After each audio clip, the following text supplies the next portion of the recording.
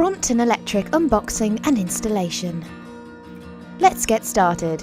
First, open the box from the side, which will reveal two inner boxes. Slide out the top box and open it up. In here you will find a battery box, a charger box, battery bag, charging cable and a manual. Once you have done that, slide out the bike and open it up from the top. In the top section of the bike you will see the saddle, handlebar hinge clamp and the owner's manual. Take these out and place it to one side.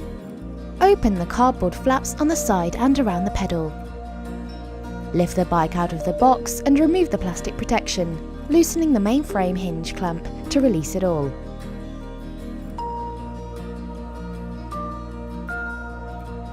Screw the hinge clamp bolt into the handlebar support hinge. Install the saddle using an M5 hex key. Align the saddle between the two white marks. It is important that you keep all boxes if you are planning to return the bike. Before you get out to ride, you'll need to charge your battery. This should be done inside in dry conditions at room temperature and away from heat or direct sunlight. First, plug the mains adapter cable into the charger. Then plug the charger into the mains. Open the rubber cover at the back of the battery and connect the battery to the charger, paying attention to the alignment of the white marking. The green LED on the charger should be blinking to show that it's charging.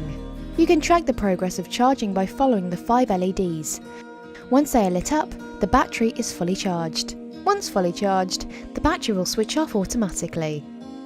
The green LED on the charger should light green continuously when the battery is fully charged. Disconnect the battery from the charger, close the rubber cover and get ready to ride.